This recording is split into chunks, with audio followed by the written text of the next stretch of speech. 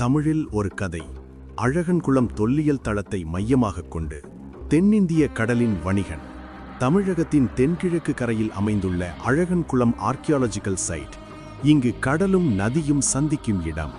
இன்றோ அமைதியாக தெரியும் இந்த இடம் ஒரு காலத்தில் உலக நாடுகளுடன் இணைந்த பரபரப்பான துறைமுகமாக இருந்தது. அது சங்கமேஜ் காலம். பாண்டிய நாட்டின் கடற்கரை பகுதிகள் வணிகத்தால் செழித்திருந்தன. அங்கு வாழ்ந்தான் கண்ணன் என்ற ஒரு இளம் வணிகன். கண்ணனின் தந்தை மீனவர். ஆனால் கண்ணனின் கனவு வேறு. அவன் கடலை தாண்டி வருகிற வெளிநாட்டு வணிகர்களுடன் வர்த்தகம் செய்ய விரும்பினான். அவன் சிறிது வெளிநாட்டு மொழிகளையும் கற்றிருந்தான். வித்தியாசமான நாணயங்களையும் சேகரித்திருந்தான்.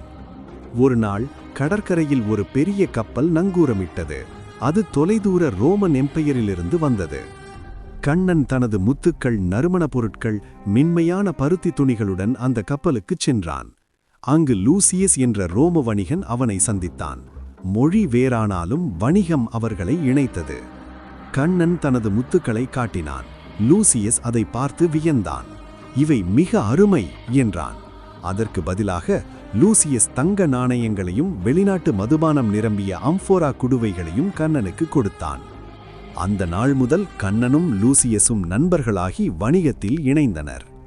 கண்ணன் ரோம வணிகர்களுக்கு உள்ளூர் சந்தைகளை அறிமுகப்படுத்தினான். லூசியஸ் கண்ணனுக்கு வெளிநாட்டு பொருட்களை பற்றி கற்றுக் கொடுத்தான்.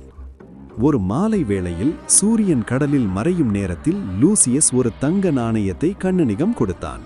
இது நம் நட்பின் நினைவாக என்றான்.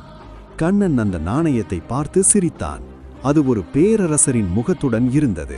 அவனுக்கு தெரியாத உலகத்தின் சின்னம் அது. பல ஆண்டுகள் கழித்து அந்த துறைமுகம் மெல்ல மெல்ல மறைந்தது. மணல் அதன் நினைவுகளை புதைத்தது. நூற்றாண்டுகள் கடந்த பின் தொல்லியல் ஆய்வாளர்கள் அந்த இடத்தை தோண்டினர். அவர்கள் கண்டுபிடித்தது ரோம நாணயங்கள், குடுவைகள், மணிகள். அவை எல்லாம் ஒரு உண்மையை சொன்னது. ஒரு காலத்தில் அழகன்குளம் தமிழர்களை உலகத்துடன் இணைந்த ஒரு முக்கிய துறைமுகம் என்று. அந்த வரலாற்றின் நடுவில் ஒரு இளம் வணிகன் வாழ்ந்தான். அவன் பெயர் கண்ணன்.